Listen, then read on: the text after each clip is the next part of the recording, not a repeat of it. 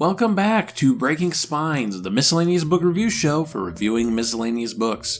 And between the computer issues, the fire issues, and the getting fired issues, I decided this week to read something quick and easy that didn't require a whole lot of thought. I settled on Dungeon of Fear by Michael Andrews. Published in 1994 by TSR, Dungeon of Fear is the 37th book in the Endless Quest books line, a series of choose-your-own-adventure style game books set in the worlds of various TSR game properties. Those include Dungeons & Dragons, Gamma World, Top Secret, and so on. Dungeon of Fear is set in the world of Dragon Strike, TSR's D&D based board game. If you're familiar with Dragon Strike, it's probably because of the game's cheesy VHS tutorial, which you can watch in full on YouTube. I'd give it a look, it's a nice slice of 90s ham. In Dungeon of Fear, you play the character of Shadow, a boy thief who is wanted for stealing some royal jewels during the king's ball. Thinking the heat is finally off you, you return to the realm of King Halvor, only to be immediately swept up into a new adventure when your friend Keela, the lady thief from the tutorial video, gets accused of stealing the crystal skull of Saharkloth, a powerful magic artifact that has been hidden in the king's vault. However, after a little sleuthing, you realize that the real culprit is the evil necromancer Lord Fear, one of the baddies from the video.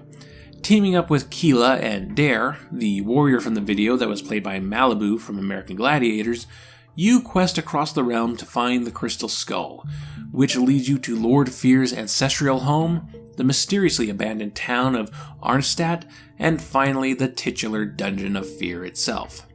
If you recall my Alternamorphs review, you know that there are 3 ways in which a game book can be judged.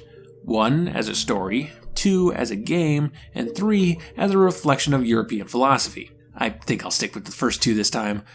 So how good is Dungeon of Fear as a story? Pretty frickin' dull. As fun as the VHS is, the actual world of Dragon Strike isn't all that interesting. There isn't much in the way of culture or history, which is fine for a board game, but doesn't really cut it for a book.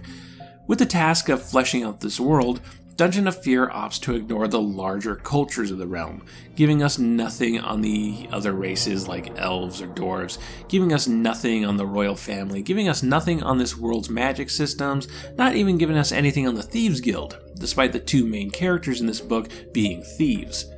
Instead, all of the interesting backstory is given to 2 very specific things: Lord Fear and the Crystal Skull. It's better than nothing. I applaud Michael Andrews' attempts to add depth to a character named Lord Fear, but as a professional dungeon master, I found myself itching for more.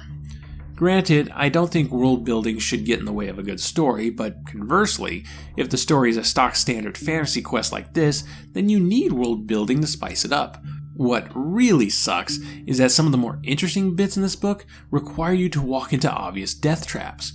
For example, there are these 3 ghosts that haunt that abandoned town, but you only find out why this is by allowing yourself to be seduced and killed by one of them.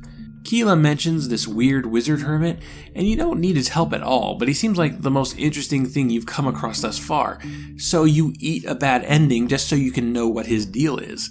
That's kinda crappy if you ask me. Also, this is kind of a nitpick, but Michael Andrews doesn't seem to know what a castle is, or at least didn't 21 years ago. What he constantly refers to as a castle is actually a fortified settlement, a walled city. A castle doesn't tend to have a tavern or a market square. That's like calling Hyrule Town Hyrule Castle. It's just not right, mate. So, as a piece of fantasy literature, it's pretty boring. But how does this stand as a choose-your-own-adventure style gamebook? Also pretty boring. In terms of mechanics, Dungeon of Fear sticks with the if you do A, go here, if you do B, go here approach. The only major difference is that instead of switching between pages, you're switching between chapters. There are gamebooks out there that include character stats and random combat mechanics, which you would think would be fitting for a book based on a TSR property, but no such ambitions here. The story is pretty linear, which is actually the death blow of a gamebook, see Alternamorphs, but this book does have a few tricks to make it seem less linear. Sometimes multiple paths lead to the same conclusion. For example, when you witness Keela being arrested, you can either stand up for her and get arrested too, you can initially deny knowing her to save your own skin but have a change of heart, or you can start a bar brawl to distract the guards, which doesn't work and you get arrested. In any case, you and Keela wind up the audience of the king. In another situation, you're given the choice of searching 5 different rooms in a house. The text stresses that you only have a limited time to search, so choose wisely, but that's a complete lie. You search a room, don't find anything, and can keep selecting rooms until you find the right one. It's an illusion of complexity to hide its linearity, which is still more than Alternamorphs ever did. This book also has something I don't think I've ever encountered before, which I will call the B+ ending.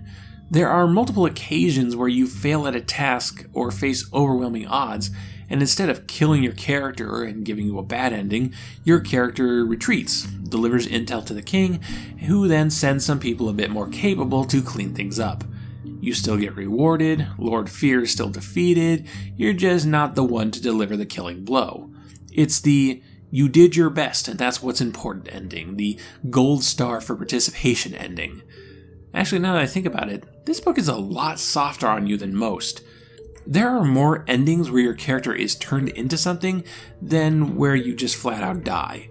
Lord Fear turns you into an undead minion, that death trap wizard I mentioned turns you into a woodland creature, a plant monster turns you into another plant monster, a vampire turns you into a vampire, etc., etc.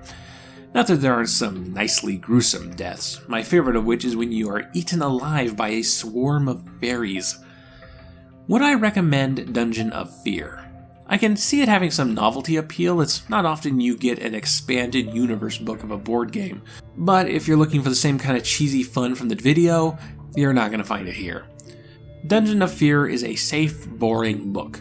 Pretty inoffensive, but doesn't give you anything new in either fantasy fiction or game books. Give it a look if you're a gamebook aficionado, but otherwise stick with the video. Well, thank you for watching, and keep on breaking spines.